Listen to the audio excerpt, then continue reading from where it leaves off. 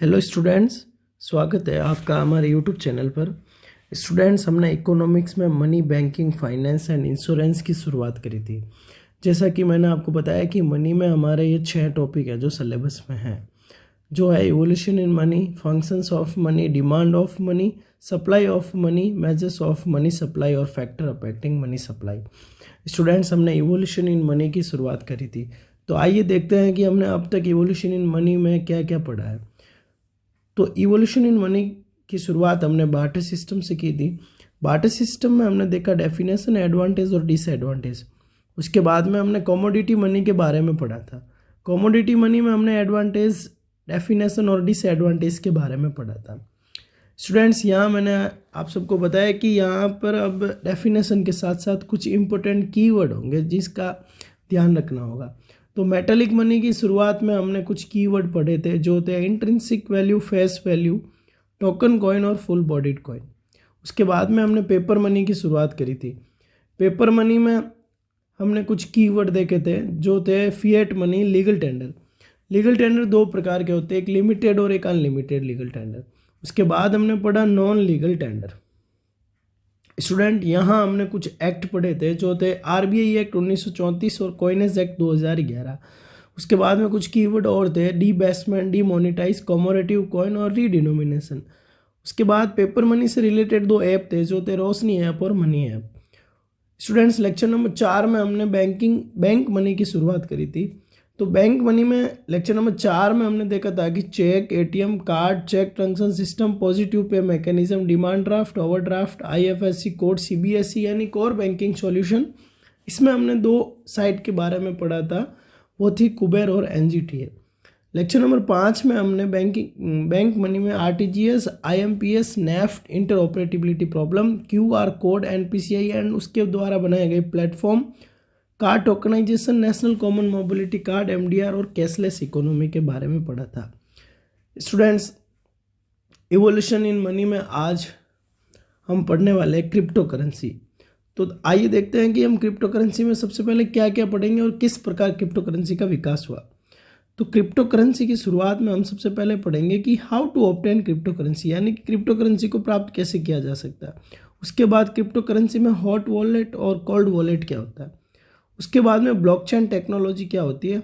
उसके बाद में क्रिप्टो करेंसी और क्रिप्टो करेंसी का इंडिया में का क्या स्टेटस है अभी। उसके बाद में हम पढ़ेंगे सीबीडीसी के बाद में हम पढ़ने वाले हैं चैलेंजेस ऑफ क्रिप्टो करेंसी। उसके बाद में हम 2 टोकन पढ़ेंगे, एक फंजिबल टोकन और एक नॉन फंजिबल टोकन। तो आइए शुरुआत करते हैं हम क्रिप्टो करेंसी की। क्या होता है क्रिप्टो करेंसी, तो आज की हेडिंग लगाइए क्रिप्टो करेंसी। क्रिप्टो करेंसी, तो crypto currency is a digital और virtual currency. Crypto currency is a digital या वर्चुअल करेंसी। साथ में आप उतारते जाइएगा, डिजिटल और virtual currency based on cryptocurrency is a digital or virtual currency which is based on blockchain technology.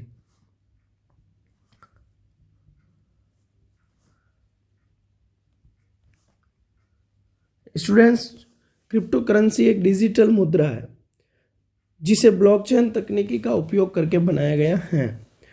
तो blockchain technology, यहाँ पे एक वर्ड आया है कि ये ब्लॉकचेन टेक्नोलॉजी पर आधारित है। एक ऐसी डिजिटल मुद्रा जो ब्लॉकचेन टेक्नोलॉजी पर आधारित है। क्या होती है ये ब्लॉकचेन टेक्नोलॉजी? तो स्टूडेंट्स, ब्लॉकचेन टेक्नोलॉजी को सबसे पहले किसने बनाया, इसको इंट्रोड्यूस किसने किया? इसको इंट्रोड्यूस किया संतोशी नाकामोटो।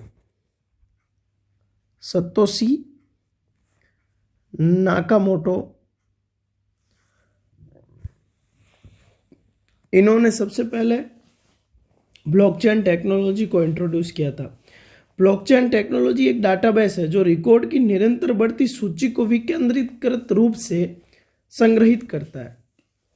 अब देखिए एक एग्जांपल के माध्यम से मैं आपको समझाता हूँ कि क्या होता है ब्लॉकचेन टेक्नोलॉजी। मान लीजिए आपका एक ही कंप्यूटर है, ठीक है, और इस कंप्यूटर में आपने आपका डाटा सेव किया है। मान लीजिए आपने एक फाइल है, वो आपने इस कंप्यूटर में सेव की है, ठीक है। बाई चांस इस कंप्यूटर पर किसी हैकर द्वारा अटैक किया जाता है और इस फाइल को डिलीट कर दिया जाता है, मान लीजिए। अब अगर आपका कंप्यूटर ब्लॉकचेन टेक्नोलॉजी से जुड़ा हुआ नहीं है तो ये फाइल डायरेक्ट कंप्यूटर से डिलीट हो जाएगी, और एक बार कंप्यूटर से डिलीट होने के बाद आप उस फाइल को दोबारा कहीं से भी नहीं ला सकते। लेकिन ब्लॉकचेन टेक्नोलॉजी एक प्रकार की एक चेन है कि आपका मान लीजिए विश्व के जो भी सभी कंप्यूटर है ना, एक नेटवर्क के माध्यम से जुड़े हुए होंगे, एक टेक्नोलॉजी के माध्यम से जुड़े हुए होंगे, ठीक है। अब किसी भी फाइल को डिलीट करने के लिए, एक्सेस करने के लिए या सेव एक कंप्यूटर में ना होकर ये सभी कंप्यूटर में होगी, ठीक है। अब मान लीजिए आपका कोई डाटा यहाँ से डिलीट हो जाता है तो आप उसको यहाँ से रिसीव कर सकते हैं, और यहाँ से डिलीट हो जाता है तो यहाँ से रिसीव कर सकते हैं। यानी कि एक रिकॉर्ड की निरंतर बढ़ती सूची है ये, ठीक है। तो क्रिप्टो करेंसी की परिभाषा में हमने देखा था कि ये एक डिजिटल मुद्रा है जो ब्लॉकचेन टेक्नोलॉजी पर आधारित होती है। अब लिखिए कि ब्लॉकचेन टेक्नोलॉजी क्या होता है, तो लिखिए ब्लॉकचेन। आइए देखते हैं ब्लॉकचेन की परिभाषा। तो हेडिंग लगाइए ब्लॉकचेन टेक्नोलॉजी।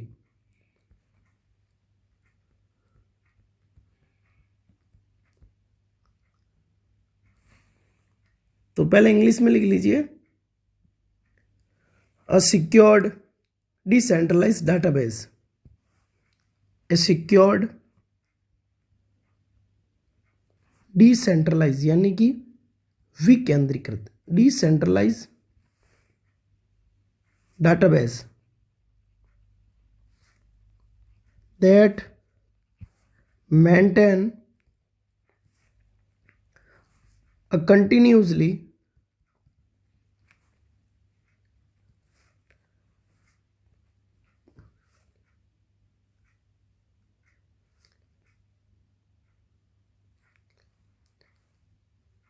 कंटिन्यूसली की स्पेलिंग एक बार सही कीजिएगा, CONTINUOUSLY,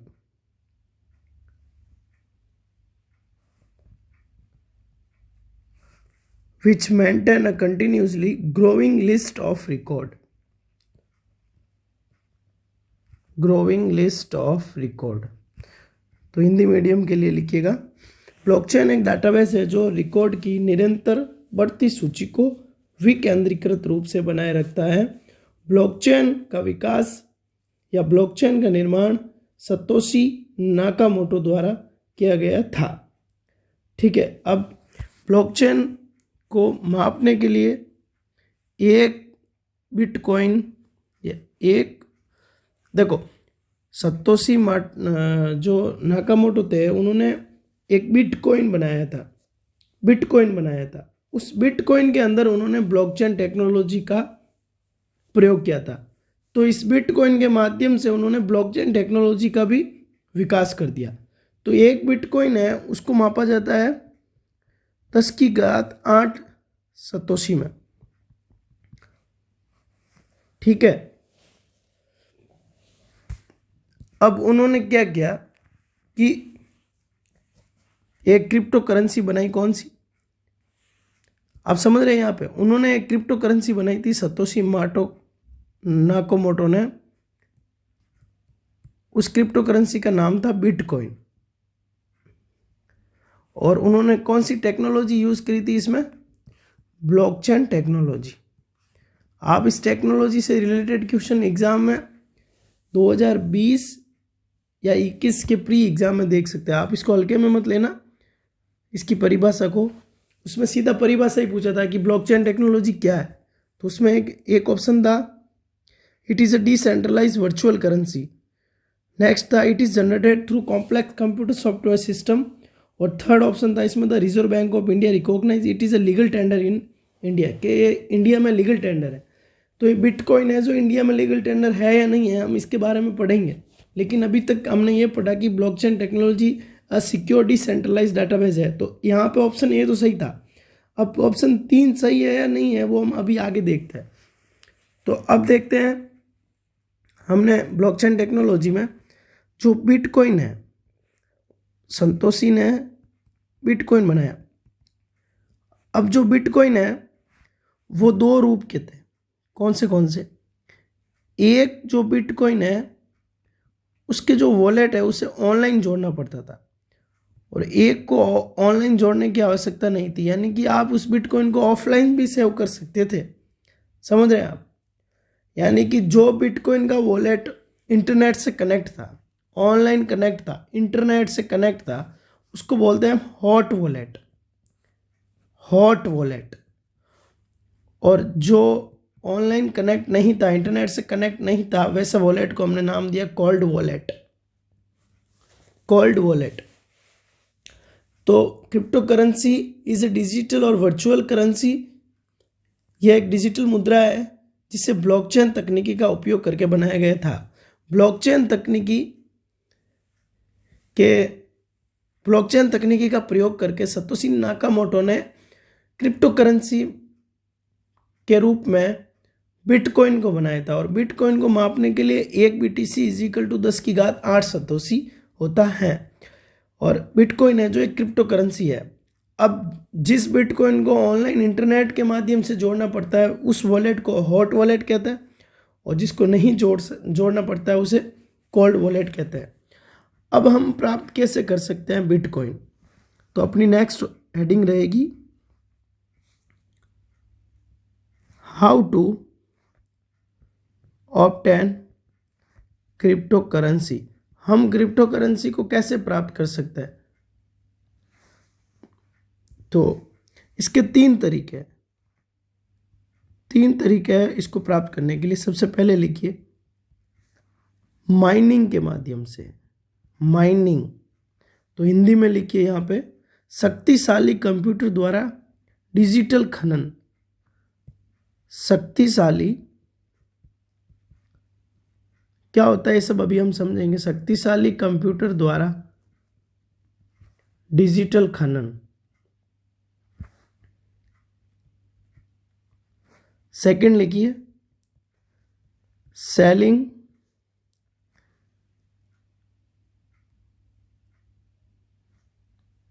goods and services to a miner. क्या होता है हिंदी में लिखिए जिसके पास क्रिप्टो मुद्रा है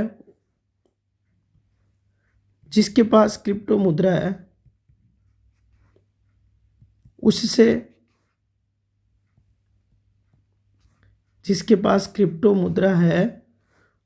किसी वस्तु या सेवा के बदले में खरीदना।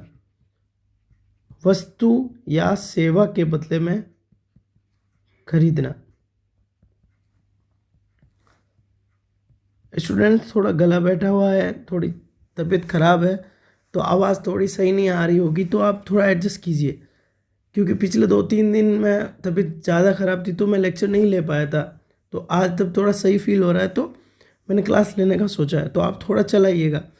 तो हम पढ़ रहे थे how to obtain crypto currency. सबसे पहले माइनिंग यानी कि खनन, उसके बाद में जिसके पास क्रिप्टो मुद्रा है आप उसे खरीद सकते हैं, सीधी बात है ये। और तीसरा लिखिए वैधानिक मुद्रा की मदद से क्रिप्टो को खरीदना। वैधानिक मुद्रा के बदले क्रिप्टो को खरीदना। अब देखो, अब हमारी भाषा में समझते हैं। मान लीजिए एक ये कॉइन है, बिटकॉइन है। एक बिटकॉइन ये है, एक बिटकॉइन ये है, एक बिटकॉइन ये है। ये ए के पास है, ये बी के पास है, ये सी के पास है, ये डी के पास है। अब मान लीजिए सी बी को देना चाहता है बिटकॉइन, तो ये बिटकॉइन तो ऑनलाइन है, ऐसा तो है नहीं, है फिजिकल है, एक नोट है जो एक दूसरे को पकड़ा देंगे। ये ट्रांसफ़र तो करना पड़ेगा। अब मान लीजिए रुपए ट्रांसफ़र करते हैं, तो हम मान लीजिए फ़ोन पे से ट्रांसफ़र करते हैं। एक ये फ़ोन पे क्या है, यहाँ पे मीडियम है। उसी प्रकार ये जो क्रिप्टो करेंसी है वो भी तो किसी मीडियम के माध्यम से एक व्यक्ति से दूसरे व्यक्ति के पास जाएंगे। इस मीडियम के रूप में कंप्यूटर काम करता है। कंप्यूटर में एक ग्राफिक्स आता है, ग्राफिक्स कार्ड, उसके माध्यम से कंप्यूटर एक बिटकॉइन दूसरे बिटकॉइन मतलब एक्सचेंज करता है। जब ये एक व्यक्ति से दूसरे व्यक्ति के पास जाता है, इस चीज़ को बोलते हैं माइनिंग। ठीक है, अब ये माइनिंग इस कंप्यूटर के थ्रू होगी, तो ये कंप्यूटर, अब मान लीजिए फ़ोन पे हमसे कुछ तो चार्ज लेता है, उसी प्रकार ये कंप्यूटर इनसे किसी भी प्रकार का चार्ज लेगा, तो ये चार्ज रुपए में ना लेकर ये क्या करता है कि कुछ कमीशन इस बिटकॉइन से काट लेता है। मान लीजिए 10 बिटकॉइन भेजे तो वो 9 बिटकॉइन ही भेजेगा, 1 बिटकॉइन अपने पास रख दिया। एग्जाम्पल के तौर पे मैं आपको समझा रहा हूँ, इसको बोलते हैं माइनिंग। तो समझ लिया सबसे पहले कि माइनिंग क्या होता है। दूसरा, मान लीजिए एक कंपनी है, वो सैलरी में बिटकॉइन दे रही है, तो आप उसमें वर्क कर सकते हैं। और तो यहाँ पे हो गया कि सेवा के बदले में बिटकॉइन खरीदना। तीसरा है, मान लीजिए किसी देश में बिटकॉइन चल रहा है, तो उसमें अपनी इंडिया की करेंसी देके आप बिटकॉइन खरीद सकते हैं। समझे आप कि how to obtain crypto currency. तो आइए देखते हैं कि हमने अभी तक क्रिप्टो करेंसी में क्या क्या पढ़ा। How to obtain crypto currency, hot wallet, cold wallet और ब्लॉकचेन टेक्नोलॉजी। अब क्या इंडिया में बिटकॉइन है जो लीगल टेंडर है या नहीं है। सबसे पहले देखते हैं कि लीगल टेंडर क्या होता है। हमने प्रीवियस लेक्चर में पढ़ा था कि लीगल टेंडर वो होता है, सबसे पहली शर्त है कि वो फिएट मनी होना चाहिए, फिएट मनी। और दूसरी शर्त पड़ी कि lender can't refuse to take it, lender can't refuse to take it, यानी कि लेनदार लेने से मना ना करता हो। फिएट मनी की 2 शर्तें हमने पढ़ी थी कि it must be issued by king और क्वीन, और सेकंड हमने पढ़ा इट मस्ट बी फिजिकल और डिजिटल। तो अब आप इन कंडीशंस के माध्यम से देखिए कि क्या इंडिया में क्रिप्टो करेंसी लीगल टेंडर है या नहीं है। सबसे पहले, क्या ये राजा, रानी या गवर्नमेंट द्वारा इशू की गई? नहीं। फिर ये फिजिकल और डिजिटल, हाँ डिजिटल तो है लेकिन ये गवर्नमेंट द्वारा इशू नहीं की गई, तो ये फिएट मनी नहीं है, तो यहाँ की पहली शर्त भी नहीं होती है। दूसरा है कि लैंड कोई भी इसे लेने से मना नहीं कर सकता। तो आज अगर आप एक बिटकॉइन लेके किसी दुकान पे शॉपिंग करने जाते हैं, तो क्या वह बिटकॉइन के बदले में आपको किसी भी प्रकार की सेवा देता है? तो नहीं देता है। तो क्या बिटकॉइन इंडिया में लीगल टेंडर है? नहीं। यूपीएससी का एक क्वेश्चन बताया था मैंने आपको, उसमें था कि उसमें था the Reserve Bank of India recognise it is a legal tender in January 2016। तो नहीं, ये सॉरी सीडीएस का क्वेश्चन है। यूपीएससी 2020 का क्वेश्चन ये था कि find the correct statement about blockchain technology. Blockchain technology के बारे में निम्नलिखित में सही कथन की पहचान कीजिए। तो सबसे पहला था it is a public ledger that everyone can inspect but which no single user control. ये सिंगल यूजर कंट्रोल नहीं है, ये मैंने आपको पहले ही बताया था, इससे सभी कंप्यूटर आपस में कनेक्ट होते हैं। तो इसमें वन ओनली सही था। तो अब देखते हैं कि इंडिया में इसकी क्या स्टेटस है। सबसे पहले कि ये इंडिया में लीगल टेंडर नहीं है, इंडिया में ये लीगल टेंडर नहीं है। तो क्या क्रिप्टो करेंसी किसी देश के अंदर लीगल टेंडर है? तो हाँ, एक देश है एल सल्वाडोर, एकमात्र एल सल्वाडोर ही देश है जिसके अंदर क्रिप्टो करेंसी लीगल टेंडर है। ठीक है, एल सल्वाडोर। अब देखिए एक चीज और, हम हमेशा एक चीज पढ़ते हैं कि आज बिटकॉइन की रेट है जो 30 लाख रुपए है, और कल बिटकॉइन की रेट 28 लाख थी, आज बिटकॉइन की रेट 25 लाख है। यानी कि ये बिटकॉइन की रेट है, एक करेंसी की रेट है जो फिक्स नहीं है, किसी भी प्रकार से फिक्स नहीं है। आप समझ रहे हैं यहाँ पे बात को?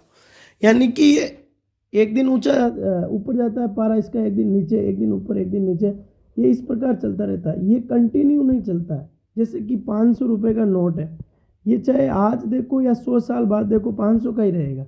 लेकिन बिटकॉइन को देखोगे तो आज मान लीजिए 5 लाख 2 लाख की है, तो ये एक दिन 5 लाख की हो जाएगी। समझ रहे आप? यानी कि उछाल करती रहती है। तो इसको बोलते हैं बोंजी जंप, बोंजी जंप।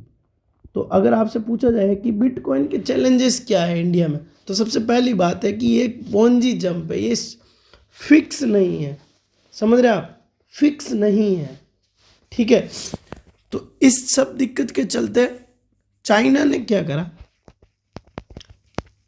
चाइना ने एक ऐसी डिजिटल करेंसी बनाई, यानी कि उसने करेंसी बनाई, उसको फिजिकली नहीं छापा, ऑनलाइन नहीं इसको रहने दिया, लेकिन वह बिटकॉइन की तरह ऐसे बोंजी जंप नहीं करता, ठीक है। यानी कि वह फिक्स थी, फिक्स डिजिटल करेंसी किसने बनाई, चाइना ने, जो किस प्रकार बोंजी जंप नहीं करती, बिटकॉइन की तरह। उसको चाइना ने नाम दिया CBDC, central bank digital currency, central bank digital currency. तो अब आपको पूछा जाए कि CBDC क्या है, तो ये किसके द्वारा इशू की गई थी, ये चाइना द्वारा इशू की गई थी, जो ब्लॉकचेन टेक्नोलॉजी पर आधारित थी, लेकिन ये स्थिर वैल्यू थी इसकी, कागजी रूप में मुद्रा छापने। अब CBDC में आप थोड़ा लिख लीजिए, CBDC 2020 में चाइना द्वारा जारी की गई थी, जिसमें चाइना ने कागजी रूप में मुद्रा छापने की जगह डिजिटल रूप में जारी की थी, ठीक है। अब लिख लीजिए इससे फायदा, CBDC से बेनिफिट्स, सबसे पहले लिखिए लागत और परिवहन खर्च कम, फिर सेकंड लिखिए जाली नोट का खतरा नहीं, थर्ड लिखिए ढूंढना आसान, अज्ञात रहना मुश्किल, फोर्थ नंबर लिखिए निजी क्षेत्र द्वारा जारी क्रिप्टो करेंसी के प्रति लोगों का आकर्षण कम होगा। अब मान लीजिए एक बिटकॉइन है जो किसी, जैसे हमने पढ़ा था कि किसने जारी करी थी क्रिप्टो करेंसी, किसी कंपनी ने नहीं जारी करी थी, एक प्राइवेट आदमी था जिसने जारी करी, लेकिन लोग उसकी ओर आकर्षित हुए क्योंकि वैसी गवर्नमेंट की कोई करेंसी नहीं है, तो जो निजी करेंसी है उसके प्रति लोगों आकर्षित ना हो।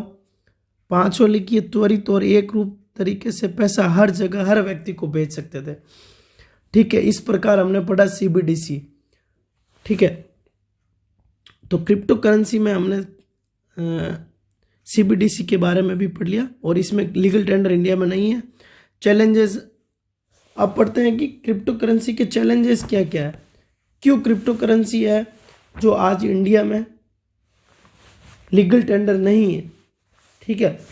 तो इसके चैलेंजेस, सबसे पहला चैलेंजेस है कि ये बोंजी जंप है, जो मैंने आपको अभी बताया कि ये आज कम और कल ज़्यादा रहेगी, ठीक है। उसके बाद में इसको ट्रेस नहीं किया जा सकता कि इससे ब्लैक मनी को बहुत बढ़ावा मिलेगा, इसको ट्रेस नहीं कर सकते।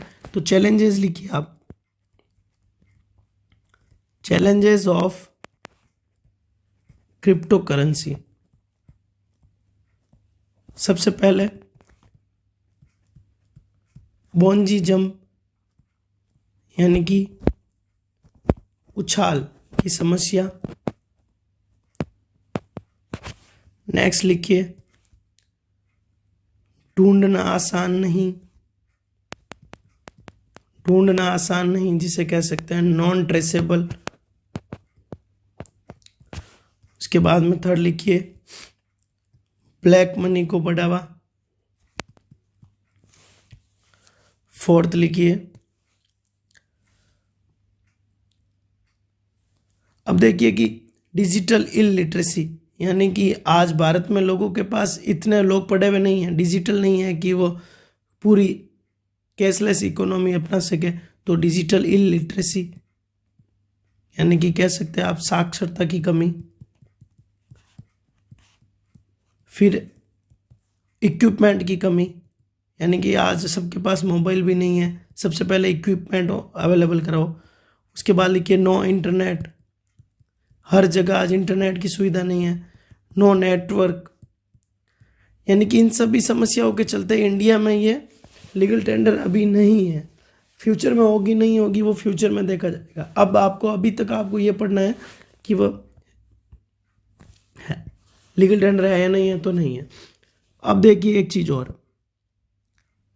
मान लीजिए 500 रुपये का नोट है, आप मार्केट में गए, आपने किसी को 500 रुपये दिए, उसने आपको वापस 100 रुपये के 5 नोट दे दिए, तो क्या इसकी कीमत और क्या इसकी कीमत बराबर रहेगी? आप यहाँ तक समझे या नहीं? जैसे कि मान लीजिए 10 ग्राम का गोल्ड है उसको आपने 1-1 ग्राम के 10 टुकड़ों में बांटा। मान लीजिए 10 ग्राम का गोल्ड 50,000 का है, तो क्या इन 10 टुकड़ों की कीमत भी 50,000 रहेगी?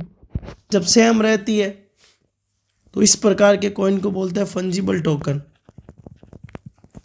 फंजिबल टोकन समझे आप?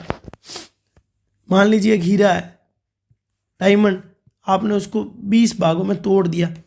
अब उस डायमंड की कीमत मान लीजिए 1 करोड़ थी, क्या डायमंड के टुकड़ों की कीमत भी 1 करोड़ होगी? नहीं होगी। यानी कि ये नॉन फंजिबल टोकन है, नॉन फंजिबल टोकन है। तो सबसे पहले डेफिनेशन लिखिए नॉन फंजिबल टोकन की। ब्लॉकचेन, अब हम ब्लॉकचेन में इसको क्यों पढ़ रहे हैं? क्योंकि मान लीजिए एक बिटकॉइन है, ठीक है।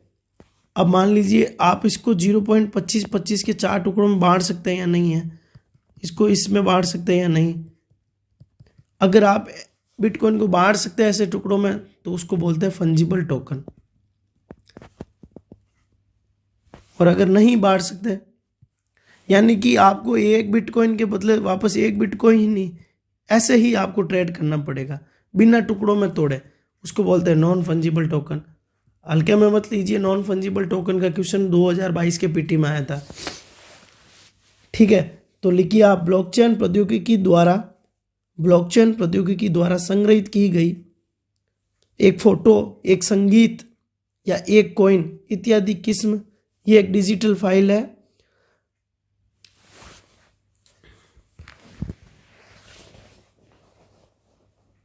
जिसको अलग अलग छोटे छोटे टुकड़ों में विभाजित नहीं किया जा सकता, आपस में उनकी अदला बदली नहीं की जा सकती, इसको बोलते हैं नॉन फंजिबल टोकन, ठीक है। अब मान लीजिए इसको एक एग्जांपल के तौर पर देखते हैं। एक सॉन्ग है, मान लीजिए उस सॉन्ग की कीमत 1 करोड़ है। ये सॉन्ग है कंप्लीट इतना लंबा, आप उसको छोटे छोटे टुकड़ों में बांट के लॉन्च करेंगे तो क्या उसको वापस 1 करोड़ रुपए मिलेगा? नहीं, आप बस उसकी एक रिंगटोन बना सकते हैं, इससे ज़्यादा कुछ नहीं। तो ये सॉन्ग से जो नॉन फंजिबल टोकन हो गया। तो नॉन फंजिबल टोकन्स हमारे लिए अच्छा क्यों है? क्योंकि डिजिटल चित्रकार, आप इसमें लिख दीजिए नॉन फंजिबल टोकन के बेनिफिट्स। डिजिटल चित्रकार, डिजिटल धुनकार इत्यादि के लिए अपनी कृतियों की बिक्री आसान, क्योंकि उसको लीक होने की कोई वो नहीं रहेगी। उसके बाद में डिजिटल कृतियों के स्वामित्व की जांच करना आसान। उसके बाद नेक्स्ट लिखिए सिनेमा, खेल, परिवहन की टिकट की बिक्री डिजिटल स्वरूप में करना आसान, ठीक है। अब इसकी चुनौती क्या है कि ये सामूहिक पागलपन निवेश का गुब्बारा फट जाएगा, तब निवेशक को पैसे डूब जाएंगे। समझ, आप पैसे डूबना इसमें बहुत ही मतलब वो रिस्क रहता है। यहाँ तक आप समझ पाए कि फंजिबल टोकन और नॉन फंजिबल टोकन क्या होता है, यानी कि जिसको आप टुकड़ों में बांट सकते हैं वो फंजिबल टोकन, और नहीं बांट सकते वो नॉन फंजिबल टोकन। तो क्रिप्टो करेंसी में हमने क्या क्या पढ़ा अभी वापस देखते हैं एक बार।